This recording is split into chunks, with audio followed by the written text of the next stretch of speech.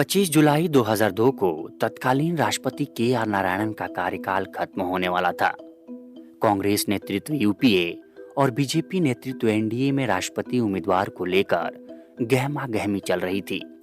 इस बार अटल बिहारी वाजपेयी सरकार फूंक-फूंक कर कदम उठा रही थी, क्योंकि एक वोट से गिरी वाजपेयी सरकार को ये अंदाजा था कि एनडीए घटक के सभी दलों को साथ नहीं लिया गया तो सरकार के लिए अच्छा नहीं होगा। दूसरा ये कि वाजपेयी सरकार के पास इतना वोट भी नहीं था कि अपने दम पर वो राष्ट्रपति बना सके। लिहाजा सभी की रायशुमारी के साथ एनडीए की तरफ से राष्ट्रपति उम्मीदवार के लिए इंदिरा गांधी के सलाहकार रहे पीसी अलेक्जेंडर का नाम फाइनल हुआ। लेकिन वाजपेयी सरकार को बाहर से समर्थन दे रहे तेलुगु देशम पार्टी के प्रमुख चंद्रबाबू नायडू ने पीसी अलेक्जेंडर के नाम पर वीटो लगा दिया।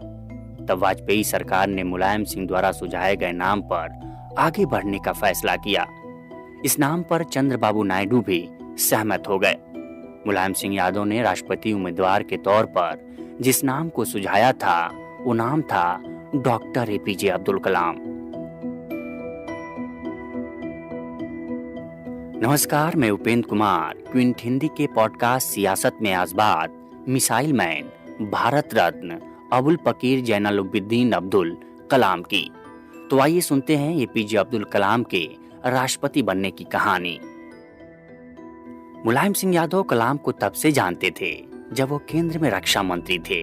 तब कलाम उनके वैज्ञानिक सलाहकार हुआ करते थे।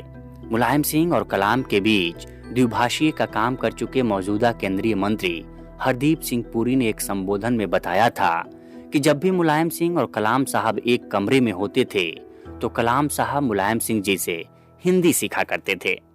8 जून 2002 को राष्ट्रपति उम्मीदवार के लिए आम सहमति बन गई। दरअसल कलाम को राष्ट्रपति उम्मीदवार बनाने के पीछे कई कारण थे। पहला, पोखरण परीक्षण को लेकर राजनैतिक माइलेज लेना था। दूसरा, कलाम एक सम्माननीय चेहरा थे। और तीसरा, एनडीए को लगता था कि कलाम के नाम पर विपक्ष एकजुट हो जाएगा। चौथा और महत्वपूर्ण कारण अल्पसंख्यक को संदेश देना था, क्योंकि उसी वक्त गुजरात में गोधरा जैसा बड़ा कांड हुआ था जो अल्पसंख्यकों में भय का कारण बना हुआ था। कलाम को उस समय तक अपनी उम्मीदवारी का पता नहीं था। कलाम का नाम फाइनल होने के बाद वाजपेयी ने उनसे बात करने की इच्छा जाहिर की। प्रधानमंत्री कार्यालय ने कलाम से संपर्क साधने की कोशिश की तो पता चला कि कलाम चेन्नई की अन्ना यूनिवर्सिटी में लेक्चर देने के लिए गए हैं। 10 जून 2002 को एपीजे अब्दुल कलाम को अन्ना विश्वविद्यालय के कुलपति डॉक्टर कलानिधि का संदेश मिला कि प्रधानमंत्री कार्यालय उनसे संपर्क स्थापित करने की कोशिश कर रहा है, इसलिए आप तुरंत कुलपति के दफ्तर चले आइए ताकि प्रधानमंत्री से आपकी बात हो सके। जैसे ही उन्हें प्रधानमंत्री कार्यालय से कनेक्ट किया गया, वाजपेयी फोन पर आए और बोले, कलाम साहब, देश को राष्ट्रपति के रूप में आपकी जरूरत है। कलाम ने वाजपेयी को धन्यवाद दिया और कहा कि इस पर विचार करने के लिए मुझे 1 घंटे का समय चाहिए। वाजपेयी ने झट से कहा कि आप समय जरूर ले लीजिए, लेकिन मुझे आपसे हाँ चाहिए, ना नहीं।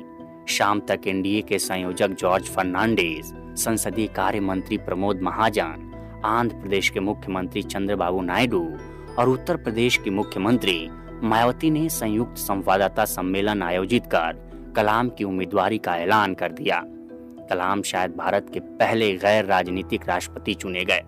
इससे पहले कि हम आगे बढ़ें, मैं आपको बताना चाहता हूं कि क्विंट का एक पॉडकास्ट है उर्दूनामा, जिसकी होस्ट फबीहा हैं। इस पॉडकास्ट को आप अपने मनपसंद प्लेटफॉर्म पर सुन सकते हैं।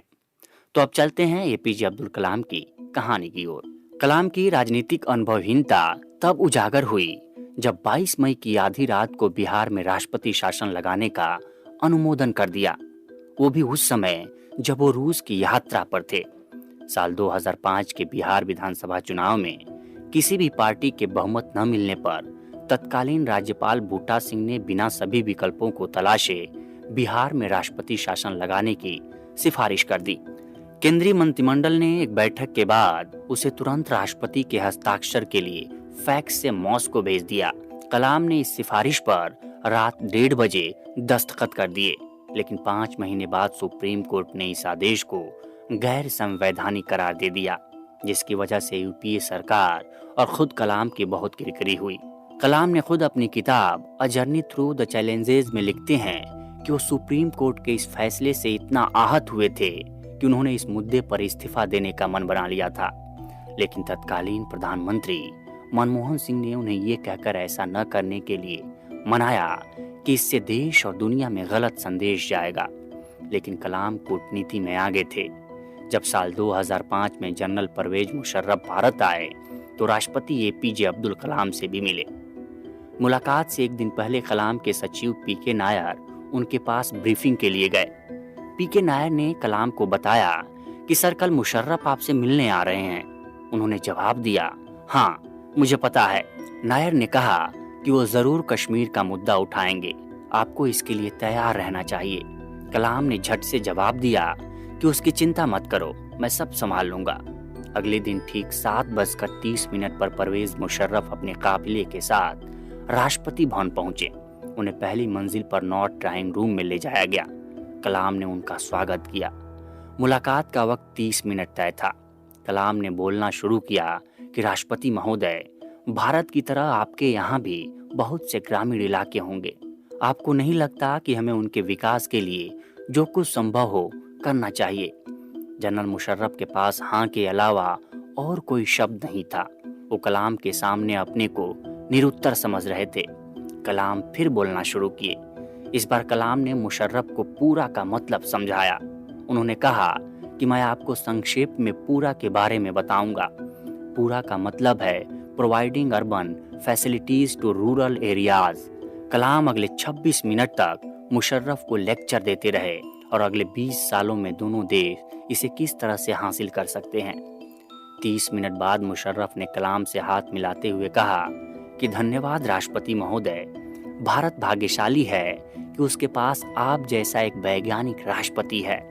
नायर ने अपनी डायरी में लिखा कि कलाम ने आज दिखाया कि वैज्ञानिक भी कूटनीतिक हो सकते हैं।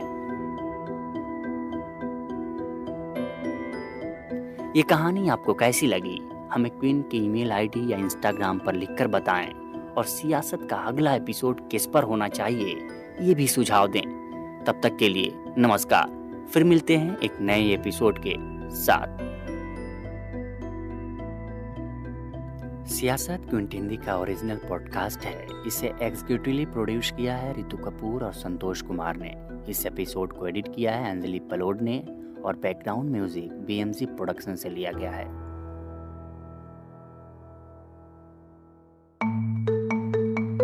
आप सुन रहे थे द क्विंट का पॉडकास्ट।